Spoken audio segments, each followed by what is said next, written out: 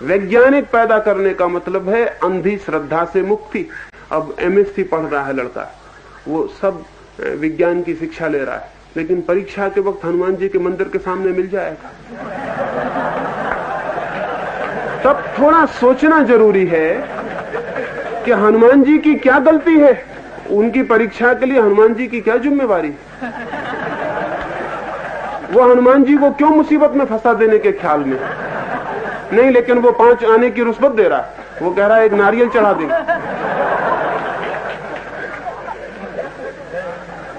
भारत में अगर हमें एक वैज्ञानिक समाज की दिशा में सोचना हो तो हमें वैज्ञानिक चित्त कैसे निर्मित होता है इस दिशा की बात समझ लेनी जरूरी। जीवन चलता है कार्य कारण से, अंधविश्वासों से नहीं। जिंदगी चलती है एक वैज्ञानिक व्यवस्था से, हमारी कल्पनाओं और श्रद्धाओं से नहीं। सोमनाथ पर हमला हुआ तो सोमनाथ में 500 पुजारी थे, करोड़ों रुपए की संपत्ति थी। आसपास के राजपूत राजाओं ने उन्हें खबर भेजी कि हम रक्षा के लिए आए, तो उन पुजारियों ने कहा पागल हो गए, वो जो भगवान सबकी रक्षा करता है उसकी रक्षा तुम करोगे। उनकी दलील तो बिल्कुल ठीक थी, उनकी दलील से लड़ना मुश्किल हो गया, और इसलिए मुश्किल हो गया कि वो राजा भी उसी दलील को मानते थे। उन्होंने कहा बात तो ठीक है, भगवान सबका रक्षक है, हम उसकी रक्षा कैसे करेंगे। तो राजाओं का ये निवेदन कि हम रक्षा करने आए, पुजारियों ने इंकार कर दिया। उन्होंने कहा कि तो नास्तिकता की बात है, तुम और भगवान की रक्षा करोगे, भगवान सबकी रक्षा कर रहा है। पुजारी खड़े होकर प्रार्थना करते रहे और गजनी आया और उस मूर्ति को टुकड़े टुकड़े कर दिया, और भगवान ने कोई रक्षा नहीं की, वो मूर्ति बिखर गई। अंधविश्वास से जिए हम, वैज्ञानिक चिंतन से नहीं जिए। वैज्ञानिक चिंतन से जीते तो हम कुछ और ढंग से सोचते, क्योंकि जब भगवान की मूर्ति आदमी बनाता है तो रक्षा भी आदमी को ही करनी पड़ेगी। हाँ, उस भगवान की रक्षा की हमें कोई जरूरत नहीं जिसको हमने नहीं बनाया, वो अपनी रक्षा करेगा। लेकिन जिस भगवान को हमने बनाया, बनाएंगे हम और रक्षा भगवान करेगा। नहीं, ये वैज्ञानिक चिंतन ना हुआ, इसमें बुनियादी भूल हो गई। इस भूल का हमने परिणाम भोगा। 1000 साल हम गुलाम थे इस भूल के कारण। हमारी पिछली 1000 वर्ष की दुख की, दारिद्र्य की, दीनता की, दुर्भाग्य की, हार की, पराजय की कथा हमारे अवैज्ञानिक होने की कथा है। लोग हमें यही समझाते हैं कि फूट की वजह से हम हार गए। फूट की वजह से हम नहीं हारे। फूट सारी दुनिया में है, ऐसा कोई मुल्क नहीं है जिसमें फूट ना हो, ऐसी जमीन पर कोई कौम नहीं है जिसमें फूट ना हो, सब तरफ फूट है। लेकिन हम ही क्यों हारते चले गए? कुछ कारण थे, हमारी वैज्ञानिक सूझ में बहुत कमी थी। इधर हिंदुस्तान सिकंदर आया तो पौरुष कुछ सिकंदर से कमजोर आदमी न था, और अगर दोनों मैदान में लड़ते तो सिकंदर के जीतने के कोई उपाय न थे। पौरुष सिकंदर से बहुत मजबूत, बहुत हिम्मत का आदमी था। सिकंदर ने भी स्वीकार किया है कि किसी आदमी से लड़ने में मजा आया तो पौरुष से मजा आया, लेकिन पौरुष के पास वैज्ञानिक बुद्धि ना थी। सिकंदर घोड़ों पे चढ़ के आया और पौरुष हाथियों पे चढ़ के लड़ने गए। अब हाथियों पे बारात वगैरह ठीक होती, बारात जा रही हो तो हाथी बड़ा अच्छा योग्य जानवर है, लेकिन युद्ध के मैदान पर हाथी बहुत महंगा है और बहुत खतरनाक है। न तो उसकी चाल उतनी तेज है जितनी घोड़े की, वो जगह भी ज्यादा घेरता है। जहां एक हाथी खड़ा हो वहां 10 घोड़े खड़े हो जाएंगे। वो जगह ज्यादा घेरता है, एक हाथी पे 10 घोड़े हमला कर सकते हैं। घोड़े गतिमान हैं, तेज हैं, चंचल हैं, जल्दी भागते हैं, जल्दी बचते हैं। हाथी के पास वो क्षमता नहीं है। वो बहुत शानदार शाही जानवर है, वो धीरे चलता है, आहिस्ता चलता है। बारात के लिए बिल्कुल ठीक है, युद्ध के लिए बिल्कुल ठीक नहीं। पौरुष हाथियों पर लड़ने गया और पौरुष की हार सिकंदर से कम हुई, अपने हाथियों से ज्यादा हुई। सिकंदर ने भी अपने मित्रों को यह कहा कि पौरुष की हार उसके हाथियों के कारण हुई, लेकिन बिल्कुल अवैज्ञानिक चिंतन है। बाबर हिंदुस्तान आया तो वो तो बंदूक लेके आया था, हम तलवारें लेकर लड़ने गए थे। अब बंदूक के सामने तलवार नहीं जीत सकती। कितना ही बहादुर आदमी पीछे खड़ा हो कुछ फर्क नहीं पड़ता। कितनी ही मजबूत मसल का आदमी हो क्या करेगा? तलवार क्या करेगी? गोली के सामने तलवार कुछ भी नहीं कर सकती। गोली बहुत वैज्ञानिक है, बड़ी विज्ञान तो उसमें यह है कि बहुत दूर से हमला कर सकती है। तलवार के लिए बहुत करीब होना चाहिए तब हमला हो सकता है। गोली दूर से हमला कर सकती है। एक कमजोर आदमी, डरपोक आदमी गोली से जीत जाएगा बहादुर हिम्मतवर आदमी से जो तलवार लिए, क्योंकि गोली फासले से हमला करती, डिस्टेंस से हमला करती। 50 फीट से भी दूर से हमला कर सकती, तलवार के लिए तो 50 फीट की दूरी बेमानी है, कुछ भी नहीं कर सकती। हिंदुस्तान हारा, तलवारों से लड़ा, फिर अंग्रेज आए, लेकिन हम सीखते नहीं भूलों से। हम अपनी पुरानी भूलों के लिए ऐसे पक्के नियम बांधे हुए हैं कि हम उनको दोहराए चले जाते। अंग्रेज हिंदुस्तान में आए तो वो तोपें लेके आए थे, हम बंदूकों से लड़ रहे थे, फिर वही भूल हो गई। वो भूल निरंतर वही होती रही। आज भी, अभी भी चीन के साथ जो हमारा उपद्रव हुआ उसमें वही भूल हुई। हमारे पास कम विकसित साधन है। आज चीन के पास दुनिया में चौथे नंबर के विकसित साधन है। चीन से हम जीत नहीं सकते। हाँ, कविताएं हम कितनी करें, कविताओं से कुछ भी ना होगा। हिंदुस्तान पूरा का पूरा कवि हो गया था, पता है, जब चीन से हमला हुआ तो गांव गांव में कवि कहने लगे कि हम सोए हुए सिंह हैं, हमको छेड़ो मत।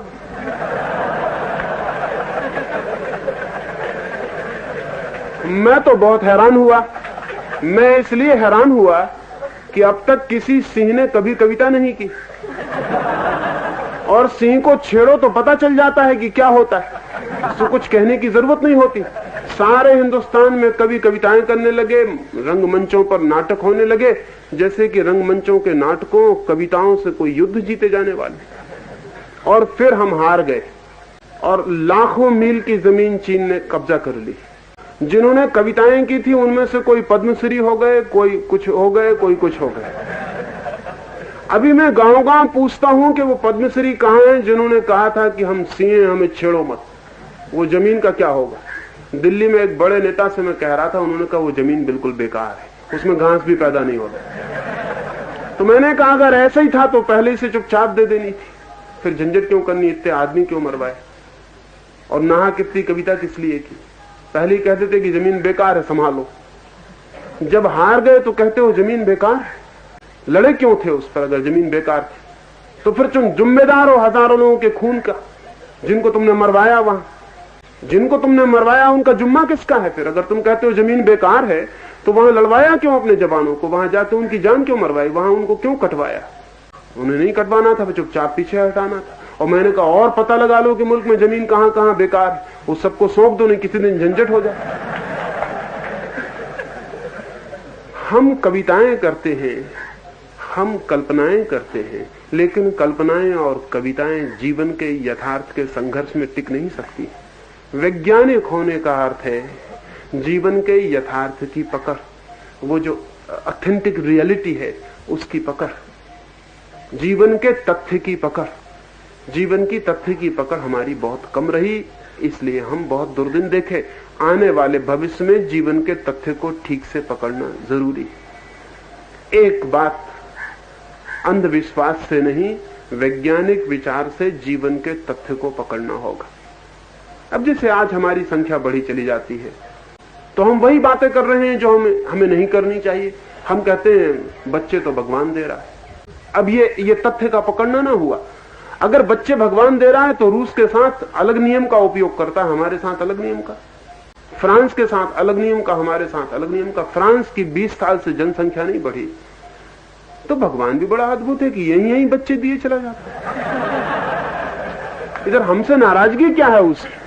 यानी हमसे ज्यादा पूजा नहीं करता, हमसे ज्यादा कोई प्रार्थना नहीं करता, हमसे ज्यादा भजन कीर्तन नहीं, अखंड चल रहे हैं, चाहे किसी की नींद हो पाए चाहे ना हो पाए, रात भर चल रहे हैं, फिर भी नाराज है कुछ हमसे।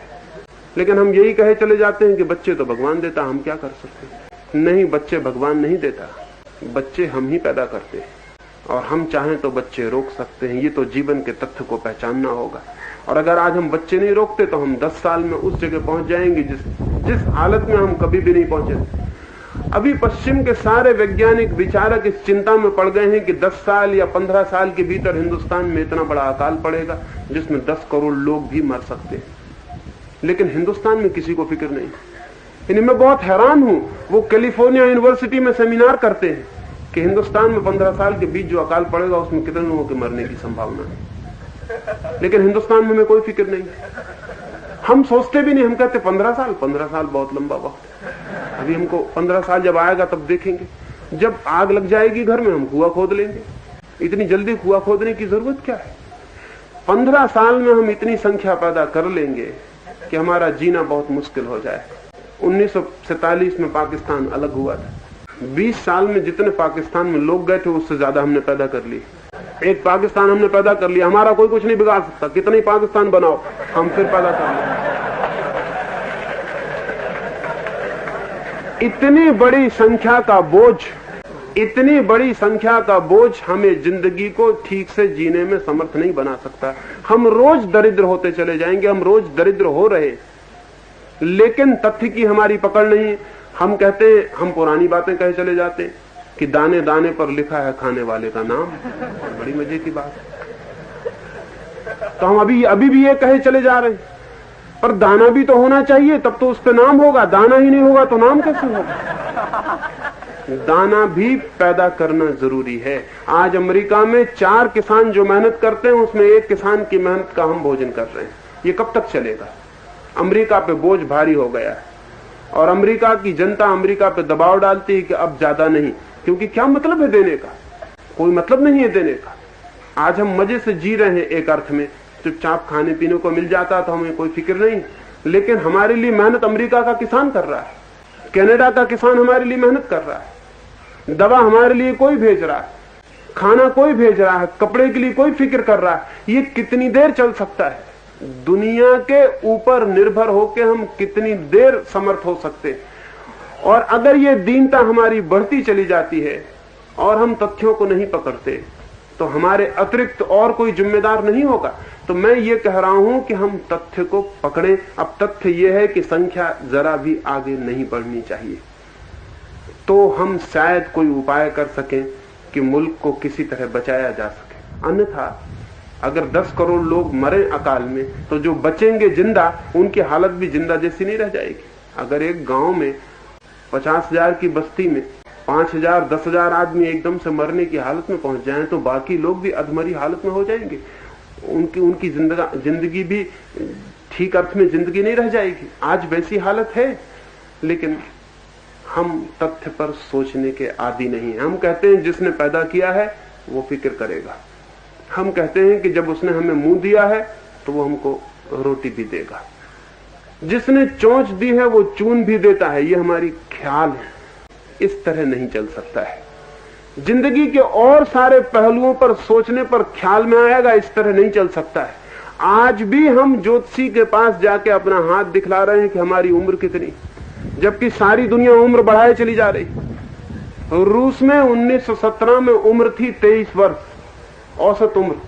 आज रूस की औसत उम्र है 68 वर्ष। प्रति वर्ष 1 वर्ष औसत उम्र बढ़ी है। आज स्वीडन और स्विट्जरलैंड की औसत उम्र है 78 वर्ष। बेल्जियम जैसे मुल्क की उम्र औसत उम्र है 82 वर्ष।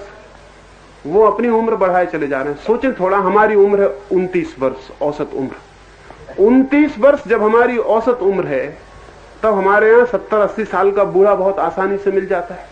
जिनकी उम्र 80 साल औसत उम्र है, उनके यहाँ अगर 200 साल का बूढ़ा मिलने लगे तो कोई कठिनाई है? कोई कठिनाई नहीं। आज रूस में 150 वर्ष के ऊपर हजारों लोगों की संख्या में उम्र के लोग। जब 150 वर्ष की उम्र तक कोई बूढ़ा आदमी जीता है, तो जवानी का स्पैन बढ़ जाता है, क्षेत्र बढ़ जाता है, वो 100 वर्ष तक जवान होता है। अभी बर्टन रसल ने 92 वर्ष की उम्र में शादी की, तो हम बहुत हैरान हुए कि 92 वर्ष का बुढ़ा शादी करता। हम गलती में, असल में 92 वर्ष का बुढ़ा ही नहीं है वो। हम 92 वर्ष हमारे ख्याल से तो मरा हुआ आदमी शादी कर रहा है। 92 वर्ष का बुढ़ा भी कहां होता है हमारे पास? हमारे हिसाब से तो पोस्थुमस मैरिज है ये। आदमी मर चुका होगा, आप कहां शादी कर रहा है? मर जाना था 70 साल में, 22 साल हो चुके मरे हुए, अब शादी कर रहा है। नहीं, लेकिन बर्टन रसल 92 वर्ष में भी स्वस्थ है, ताजा है, प्रसन्न है, आनंदित है, शादी कर सकता है। सारी दुनिया उम्र बढ़ाए चली जाती है और हम कहते हैं उम्र तो भाग्य में लिखी। और सारी दुनिया को हम नहीं देखते कि उम्र बढ़ती चली जा रही, भाग्य में कैसी लिखी? सिर्फ हमारे भाग्य में लिखी और किसी के भाग्य में नहीं लिखी। सारी दुनिया में आदमी का स्वास्थ्य अच्छा हुआ है, उम्र बढ़ी है, मस्तिष्क अच्छा हुआ है, बुद्धि बढ़ी है, प्रतिभा बढ़ी है, लेकिन हम भाग्य को मानकर बैठे हुए। हम कहते हैं भाग्य में जो लिखा है वो हो रहा है। ये तथ्य को छोड़ना है और कल्पनाओं में जीना है। हमने बहुत मुसीबत में ये कल्पनाएं गढ़ी थी, अब हमें छोड़ देनी चाहिए। असल में बहुत तकलीफ में एक ही सहारा था हमारे पास कि हम ये कहते कि ये तकलीफ हमारा भाग्य है। इस भांति सहने में सुविधा हो जाती थी। बहुत मुसीबत हो तो ये कह के कि हमारा भाग्य है, सहने में सुविधा मिल जाती है, संतोष करने में रास्ता बन जाता है, कंसोलेशन के लिए, सांत्वना के लिए व्यवस्था हो जाती। हमने हजारों वर्ष की दुख और परेशानी में भाग्य की धारणा विकसित की और हमने कहा सब भाग्य है, जैसा है वैसा होता है। जब ये मान लिया कि जैसा है वैसा होता है तो फिर हमारे भीतर पीड़ा मिटाना, बदलना सब समाप्त हो गया। हम चुपचाप राजी हो गए। जिंदगी के लिए परिवर्तन की और क्रांति की संभावना विदा हो गई। तो मैं आपसे ये कहना चाहता हूं कि जीवन के चारों तरफ जगत में जो हो रहा है उसे देखकर, तथ्यों को पहचानकर हमें अपने अब तक के डायरेक्टिव्स, अब तक के जो मार्गदर्शक सूत्र थे भारत के, वो बदल देने पड़ेंगे। हमें कहना पड़ेगा उम्र भाग्य से तय नहीं होती और संख्या भी परमात्मा निर्णित नहीं करता है, संख्या भी हम निर्णित करते हैं और उम्र भी हम निर्णित कर सकते हैं। और जितना मनुष्य विकसित हो रहा है, निर्णय अधिकतम उसके अपने हाथ में आता चला जा रहा है। वो बहुत सी चीजें निर्णय कर रहा है। आज रूस में कोई जरूरत नहीं है कि वो किसी खेत पर पानी न गिरे तो भगवान की तरफ प्रतीक्षा करनी पड़े। और अच्छा है, मैं कहता हूं भगवान को जितनी ज्यादा फुर्सत हम दें उतना ही हम भगवान के प्रेमी हैं। छोटे छोटे काम में उसको खींचना अभद्रता है। आपके खेत में पानी नहीं गिरा, आप बैठे हैं हाथ जोड़े कि भगवान इसमें पानी गिराओ। अब भगवान आपके खेत में पानी गिराएं, और भी कुछ काम है उनके पास कि बस आपके खेत में पानी गिराना कोई बहुत बड़ी घटना है? नहीं, सारी दुनिया का आदमी कहता है हम अपने हाथ में ले लेते हैं, जो हम कर सकते हैं वो हम करते हैं। आज रूस में जहां उन्हें पानी गिराना है वहां वे पानी गिरा लेते हैं, जहां पानी नहीं गिराना है वहां नहीं गिराते हैं, क्योंकि बादल से पानी गिराने का सूत्र समझ में आ गया। बहुत कठिन नहीं है मामला। बादल किस तरफ जाता है वो भी उसे ले जाया जा सकता है। आखिर बादल को भी तो लगाम बांधी जा सकती है, वो भी इस गांव के ऊपर से गुजरे, ये व्यवस्था की जा सकती है। हवाएं उसे किस भांति यहां से ले जा सकती हैं वो जाना जा सकता है। और फिर बादल ठंडा किया जा सके, ऊपर हवाई जहाज उस पर बर्फ फेंका जा सके तो उसका भरा हुआ पानी नीचे छलक जाता है। तो उन्होंने तो अब पानी बरसाने की व्यवस्था कर ली। लेकिन हम आज इस 20वीं सदी में भी अगर पानी ना गिरे तो यज्ञ कर रहे हैं। हम यज्ञ करेंगे अगर पानी ना गिरे तो। और मजा यह है कि हम हजारों साल से यज्ञ कर रहे हैं, फिर भी हमने अब तक ये नहीं सीखा कि यज्ञ इतना करने पर भी पानी नहीं गिरा है। लेकिन हम उसे दोहराए चले जाएंगे। फिर मैं ये नहीं कहता हूं, मैं ये कहता हूं कि यज्ञ भी जिन्हें करना हो वो भी प्रयोगशाला में सिद्ध करके दिखा दें कि हम ये यज्ञ किया, ये बदली से पानी गिरा लिया। वो प्रयोगशाला में सिद्ध कर दें तो सारी दुनिया के काम की हो जाएगी बात, सारी दुनिया यज्ञ कर लेगी। लेकिन हम वो भी सिद्ध करके क्या बताएंगे? हमारा चेहरा कुछ भी सिद्ध करने का नहीं रह गया। हमारा चेहरा हमारी असफलता की गवाहियां दे रहा है। हम सारी दुनिया में आज अपनी असफलता की कहानी बनकर खड़े हो गए। जीवन को वैज्ञानिक बनाना हो तो उसके सारे नियमों पर पुनर्विचार की जरूरत है। ये एक। और दूसरी बात फिर दोहरा दूं अंत में, वो ये कि इसका ये मतलब नहीं है कि विज्ञान सब कुछ है। इसका ये मतलब नहीं है कि विज्ञान हमने सीख लिया तो सब सीख लिया, कि खेत पर हमने पानी गिरा लिया तो सब आ गया। इसका ये मतलब भी नहीं है कि हमने बीमारियां ठीक कर ली तो हम जिंदगी के सब सूत्र पा गए। इसका ये मतलब भी नहीं है कि हमने आदमी की उम्र बढ़ा ली तो हमने आदमी का आनंद भी बढ़ा दिया। इसका ये मतलब नहीं है। पश्चिम ने उम्र भी बढ़ा ली, स्वास्थ्य भी बढ़ा लिया, बीमारियां भी कम कर ली। कुछ बीमारियां तो इतिहास की घटना हो गई, बच्चों को पता ही नहीं कि ये बीमारियां कभी होती थी। जिंदगी ज्यादा व्यवस्थित हो गई लेकिन ज्यादा आनंदित नहीं हो गई, ज्यादा दुखी हो गई। ये बहुत चमत्कार की घटना घटी है पश्चिम में। सारी सुविधा बढ़ गई है, समृद्धि बढ़ गई, स्वास्थ्य बढ़ गया, लेकिन शांति कम हो गई। शांति एकदम खो गई। शांति का कोई पता ही नहीं रहा। आदमी 150 साल जीने लगा है, लेकिन कैसे जिए ये भूल गया। ज्यादा जीने से क्या होगा, आखिर कैसे जिए ये भी तो पता होना चाहिए। नहीं तो 150 साल की उम्र भी दंड हो जाएगी, आनंद न रह जाएगी। 1000 साल आदमी जिए और कष्ट में, दुख में, चिंता में, पीड़ा में, तो एक तरफ पश्चिम में उम्र बढ़ी, दूसरी तरफ आत्महत्या बढ़ गई। अभी बड़े मजे की बात है, एक तरफ वैज्ञानिक कोशिश में लगा है उम्र बढ़ाने की, और दूसरी तरफ आदमी है कहते हैं कि हमें जिंदा नहीं रहना, हमें मरना है। आत्महत्या बढ़ती जा रही, हर सेकंड एक आत्महत्या यूरोप में हो रही। 1 घंटा में बोलूंगा यहां तो कितनी आत्महत्याएं हो जाएंगी, हर सेकंड एक हो रही। 1 मिनट में 60 लोग सारे पश्चिम में आत्महत्या कर लेंगे। 1 घंटे में 60 गुण 60 इतने लोग अपने को समाप्त कर लेंगे। 24 घंटे इसी क्रम से आत्महत्या चल रही। इतना जीवन दुखी हो जाए तो भी सोचना जरूरी। तो मेरा मानना है पश्चिम भी अधूरा है। इसलिए मैं आपसे कहता हूं वैज्ञानिक बुद्धि लानी है और वैज्ञानिक बुद्धि के आधार पर धार्मिक चिंतन को खड़ा करना है। धार्मिक चिंतन से मुक्त नहीं हो जाना है। विज्ञान के आधार पर धर्म का चिंतन खड़ा करना है। धर्म का चिंतन बहुत भिन्न बात है। धर्म को ना तो मतलब है आपकी उम्र से, न धर्म को मतलब है आपके खेत में पानी से, न धर्म को मतलब है आपके मकान से, न आपके कपड़े से। धर्म को तो सीधा मतलब है आपसे। आप कैसे हैं भीतर, आनंदित, शांत, प्रफुल्लित, परमात्मा के प्रति कृतज्ञता से भरे हुए, धन्यवाद से भरे हुए, प्रार्थना से भरे हुए, प्रेम से भरे हुए। आप कैसे हैं? विज्ञान आपको छोड़ के सब व्यवस्था कर लेगा और आप छूट जाएंगे। लेकिन धर्म आपकी भी व्यवस्था करना चाहता है भीतर से कि आप भी विकसित हो सके। एक छोटी सी कहानी अपनी बात में पूरी करूंगा। मैंने सुना है कि रामतीर्थ जब जापान गए तो टोक्यो के एक बड़े मकान में आग लग गई थी। वो उस मकान के सामने ठहरे हुए थे। मकान में आग लग गई है। रात को हजारों लोग मकान की आग बुझाते हैं। राम बाहर आके खड़े होकर देख रहे हैं। मकान का मालिक रो रहा है, छाती पीट रहा है। लोग सामान निकाल रहे हैं बाहर, तिजोड़ियां, कपड़े, बहुमूल्य फर्नीचर, वो सब निकाला जा रहा है। सब सामान निकल गया है।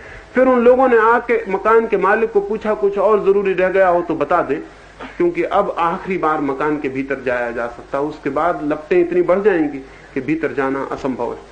उस मकान के मालिक ने कहा मुझे कुछ भी होश नहीं है, मुझे कुछ समझ में नहीं आता, तुम एक दफा और जाके देख लो, कुछ बचा सको तो बचा लो। वे लोग भीतर गए। भीतर जाके वे बहुत मुश्किल में पड़ गए। मकान मालिक का इकलौता बेटा भीतर ही सोता रह गया था। वे उसकी लाश को लेके बाहर आए, वो तो मर चुका था। वे बाहर चिल्लाते रोते छाती पीटते आए और उन्होंने मकान मालिक को कहा कि हमसे बड़ी भूल हो गई, हम तो मकान का सामान बचाने में लग गए और मकान का मालिक भूल गए, वो मर ही गया है। रामतीर्थ ने अपनी डायरी में लिखा कि आज इस मकान में जो घटना घटी है उसे देखकर मुझे ख्याल आता है कि सारी दुनिया में ये घटना घट रही। आदमी सामान को बचाने में लग गया है और आदमी खुद मालिक सामान का भीतर मरा जा रहा है, समाप्त हुआ जा रहा है। विज्ञान सामान को बचा सकता है, आदमी को नहीं। विज्ञान बाहर की सारी व्यवस्था को बचा लेगा, आत्मा को नहीं। इसलिए दूसरी बात निरंतर ध्यान में रखनी जरूरी है कि वैज्ञानिक बुद्धि अधार्मिक बुद्धि ना हो जाए। वैज्ञानिक बुद्धि धार्मिक बुद्धि हो। वैज्ञानिक बुद्धि धर्म के विपरीत ना चली जाए। वैज्ञानिक बुद्धि बाहर की व्यवस्था करे और धर्म को मनुष्य के भीतर की व्यवस्था करने दे। और धर्म भी एक विज्ञान ही है। धर्म परम विज्ञान है। धर्म है चेतना का विज्ञान।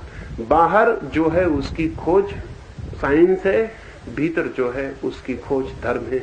और मनुष्य दोनों तरफ फैला है, बाहर भी भीतर भी। इन दो में से हम एक को काटेंगे तो मनुष्य मर जाएगा। पूरब ने बाहर को काटा, पश्चिम ने भीतर को काटा। आने वाले भविष्य में भारत के युवकों को ध्यान रखना है कि हम दोनों के समन्वय को उपलब्ध हो सके। अगर ये समन्वय हो सका तो भारत के जीवन में सुख भी और आनंद भी। सुख मिलता है बाहर से, आनंद मिलता है भीतर से। अगर ये संभव हो सका समन्वय तो शक्ति भी और शांति भी। शक्ति मिलती है बाहर से और शांति मिलती है भीतर से। संभव हो सकती है। परमात्मा करे ये संभव हो सके। मेरी बातों को इतने प्रेम और शांति से सुना, उससे बहुत अनुग्रहित हूं। और अंत में सबके भीतर बैठे प्रभु को प्रणाम करता हूं। मेरे प्रणाम स्वीकार करें।